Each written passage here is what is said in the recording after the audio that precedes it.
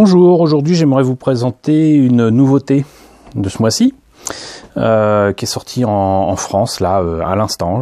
J'ai vu ces maquettes dans le commerce, donc je peux assurer que c'est bel et bien en vente par Bandai, distribué par Bandai France, donc tout à fait légalement et facilement dans tous les lieux de vente spécialisés que vous connaissez, et peut-être même d'autres, puisque des amis sur Twitter m'ont annoncé que ils avaient trouvé du Gunpla, et même pas que des maquettes de Gundam, mais des maquettes de Bandai vendues à Leclerc. Donc l'année dernière on nous annonçait Micromania, moi j'en ai pas vu mais d'autres ont pu en trouver. Maintenant on m'annonce Leclerc, bon je ne l'ai pas constaté dans mon Leclerc à moi, mais ça veut pas dire qu'il y en a pas ailleurs, donc voilà, c'est une bonne nouvelle. Les maquettes sont désormais disponibles depuis bientôt 2 ans et c'est cool, donc merci à Bandai pour tous ces efforts-là, et je tiens à remercier d'ailleurs personnellement Ayato, qui non seulement fait beaucoup d'efforts pour les maquettes de Bandai depuis maintenant 2 ans, mais qui en plus nous a envoyé à Hobby Ninja et moi-même, l'ami Hobby Ninja, coucou, des maquettes justement donc liées à l'actualité des sorties du mois en France, et on s'est réparti la tâche de vous parler de faire des ouvertures de boîtes des kits en question, chacun de notre côté, hein. Donc vous verrez certaines de ces sorties du mois chez lui sur sa chaîne. Je vous mettrai un lien à la fin de la vidéo, et j'ai hérité de quelques maquettes, et je débute aujourd'hui avec le Blue Destiny Unit 2 Exam, le RX79 BD2, qui est donc un Gundam lié à la fois à un manga et un jeu. Alors c'est un Gundam assez spécial, c'est un Gundam on va dire qui peut devenir berserk, dont les yeux changent de couleur, qui devient hyper violent, hyper efficace, mais qui du coup est bien capable de taper aussi bien sur les ennemis que sur les alliés. Voilà, si ma mémoire est bonne. Et cette histoire-là ne date pas d'hier, parce que alors ce qui est rigolo, c'est que ce truc-là me disait quelque chose. Je me disais mais c'est dingue, j'ai l'impression d'avoir déjà vu ce mecha, et pour la simple et bonne raison que je l'avais déjà eu en 2007, il y a donc 11 ans. Et il s'agit très exactement du même modèle, hein, RX79 BD2, Blue Destiny Unit 2, c'est simplement qu'il n'y a pas écrit Exam. Et la grosse différence, c'est que là, les pièces permettent de ne faire que la version normale avec les épaules bleues, parce que figurez-vous que non seulement les yeux passent du vert au rouge quand il devient berserk, mais que les épaules deviennent rouges également. Donc ça va être rigolo à présenter, et je vais déjà vous présenter cette maquette là, et puis après on fera une petite comparaison avec ce qui avait été fait il y a plus de 10 ans, parce que ça c'était la maquette HGUC 77, et là on a quand même la maquette HGUC Universal Century 208, hein, c'est pas n'importe quoi. Donc que vous dire là-dessus, bah mis à part ce que je vous ai déjà précisé, c'est que donc effectivement c'est donc un Gundam issu d'un jeu, et le kit est vendu au Japon dans les 1600 yens, et pour ce que j'ai pu voir en boutique en France, on peut espérer le trouver à peu près 25 €. Ce qui n'est pas si cher que ça. Je rappelle que si effectivement ce n'est pas le prix japonais, il faut bien évidemment calculer ces prix de vente en rapport avec déjà le prix de gros de la maquette à laquelle touche comment dirais-je, la boutique qui va prendre ça auprès du grossiste. Bah forcément il doit bien prendre la maquette à un certain prix qui se rapprochera quand même sensiblement du prix japonais. Vous ajoutez à cela les frais de port, vous ajoutez à cela les frais de douane, vous ajoutez bien évidemment la part qu'espère empocher la boutique, et vous obtenez d'habitude à peu près 2 fois le prix japonais. Là, le fait de l'avoir à 25 €, c'est quand même moins de 2 fois le prix japonais. Et donc ça reste tout à fait honnête. Voilà, donc évitez de pester sur nos amis commerçants sans trop savoir ce qu'il en est. Et donc voilà, comme je vous le disais, donc il s'agit donc de la même collection de mobile suit qu'on voit ici, avec le Ifrit Custom et le Blue Destiny Unique One Exam, que d'ailleurs l'ami Hobby Ninja avait déjà présenté sur sa chaîne. Et alors ce qui est rigolo, c'est qu'ils mettent apparemment que... Attendez que je vois ça plus de près. Donc c'est bien ce que je me disais, en fait c'est tiré d'un jeu, mais alors beaucoup plus vieux que je ne pensais, qui daterait de 1996, qui a été aussi développé en manga et en roman, et qui dépeint les aventures d'une équipe développant un système qui s'appelle l'Exam, donc qui permet de développer vraiment les capacités d'un Gundam, et que ça se passe pendant la guerre d'un an avec visiblement des mobile suits repris de 08 MS Team.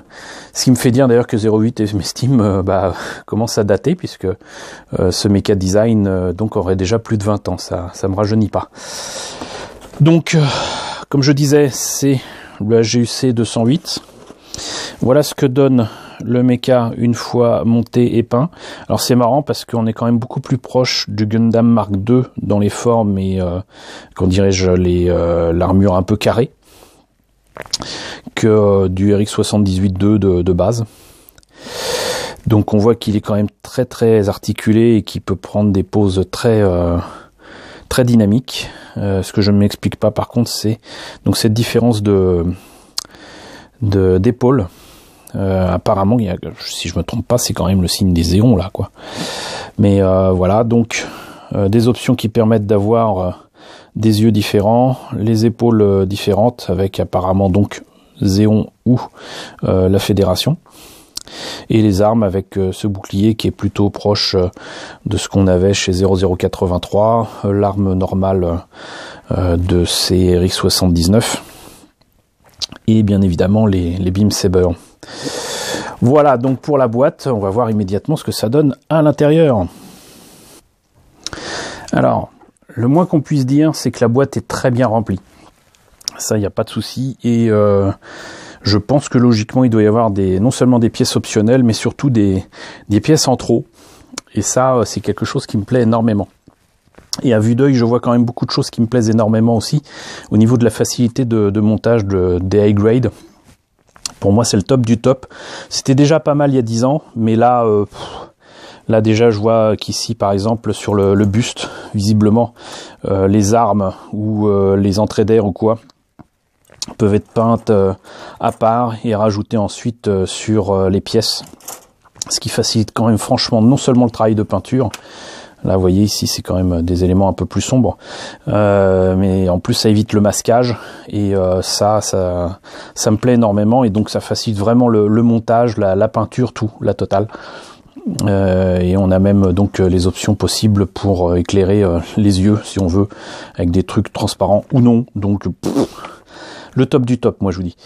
Donc, ce RX-79 BD2 Blue Destiny Unit 2 Exam. Donc est très très proche à part les couleurs de la frame qui est blanche. Je ne saurais vous dire pourquoi. Par rapport à l'unité 1, numéro 1, quoi.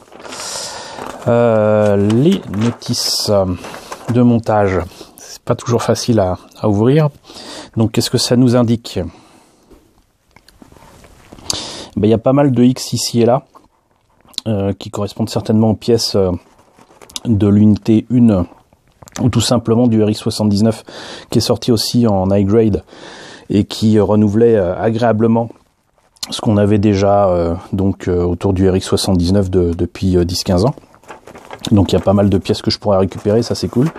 Donc c'est marrant parce que vous voyez, ça débute très exactement ce que je vous ai montré tout à l'heure avec le torse.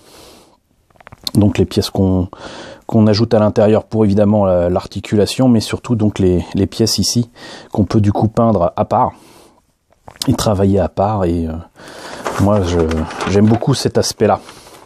Le backpack, la tête, les hanches, le bassin quoi, le bras gauche, le bras droit, les pieds, les jambes.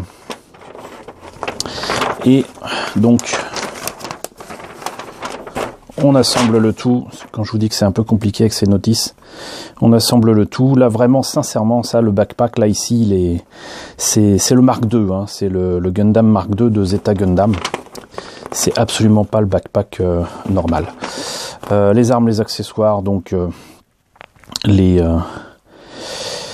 armes, mais surtout le bouclier ici, donc qui reprend la forme des boucliers de 0083, donc du coup là aussi il y a une affiliation avec la suite de Gundam, et bien évidemment avec toutes les nouveautés high grade, désormais il n'hésite plus à mettre un petit trou là où il faut dans le bassin pour pouvoir placer les action bays.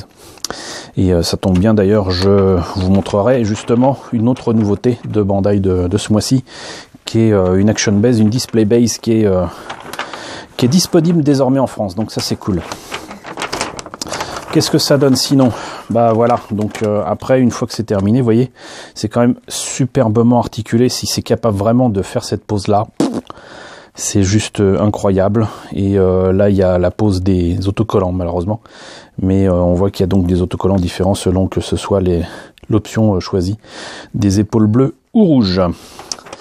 Voilà, donc pour les pièces, comme je disais, il y en a énormément. Mais vraiment énormément. Hop là, on va faire ça comme ça. Donc ça, je vous ai déjà montré.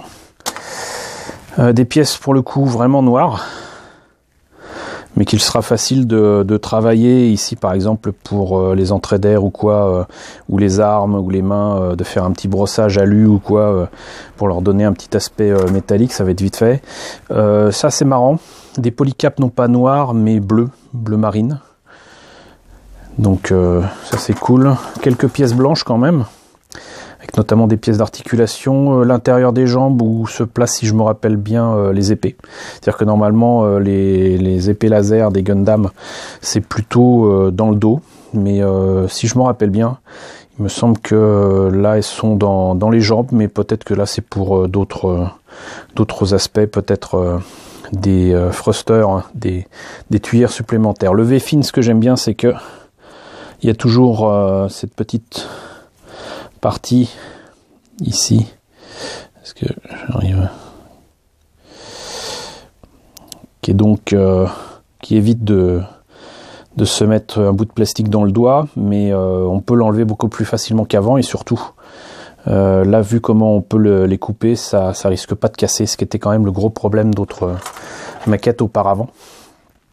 Donc là encore d'autres pièces que je n'arrive pas trop à identifier, mais je trouve quand même que le niveau de détail, là on peut le voir avec les mains, est quand même assez fou. C'est pas du real grade, hein, mais on n'en est pas loin. Donc les beam sabers, ça c'est tout ce qu'elle fait classique.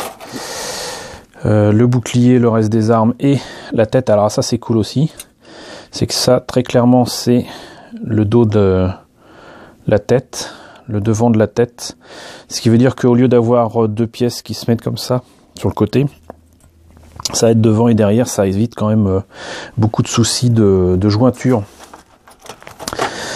Donc là, pour le coup, les épaules sont dans une espèce de rouge-orange très pétant. Et c'est quand même fou de voir que pour une toute petite pièce, ici qui est donc qui sont donc les yeux verts du Rex 79, il y a toute cette partie là de grappe qui est en vert transparent, et donc là vous aurez observé quand même que vous avez une grappe avec 1, 2, 3, 4 couleurs différentes. Ça c'est la, comment dirais-je, la grande qualité de Bandai depuis maintenant presque 30 ans. Depuis F91, donc depuis 1991, ils nous proposent des maquettes comme ça. Alors au début, c'était un peu, ils tâtonnaient un petit peu. Je vous ai fait des vidéos là-dessus pour vous montrer un petit peu ce que ça donnait. Mais maintenant, ils sont passés maîtres dans cet art-là. et franchement ça le fait. Et je ne vous saurais trop vous conseiller, si vous prenez cette maquette, de garder ces grappes transparentes. Elles seront toujours bien utiles, et bien plus utiles que les autres grappes qui ne le sont pas. Voilà. Donc pratiquement la même grappe, mais avec des pièces en moins qui ne sont pas utiles.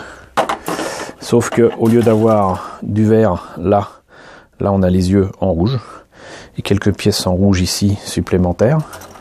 Et on a fait le tour, voilà, on a terminé. Mais on a terminé avec cette maquette là, mais pas totalement. Parce que du coup, je vais la garder de côté.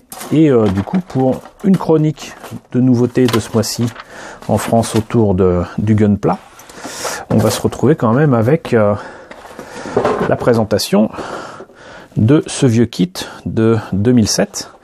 Donc exactement le même modèle de Mobile Suit, mais pas le même modèle en maquette, puisque du coup là, on l'aura compris, c'est une nouveauté complète. Ça n'a pas repris du tout les vieilles grappes des années 2000.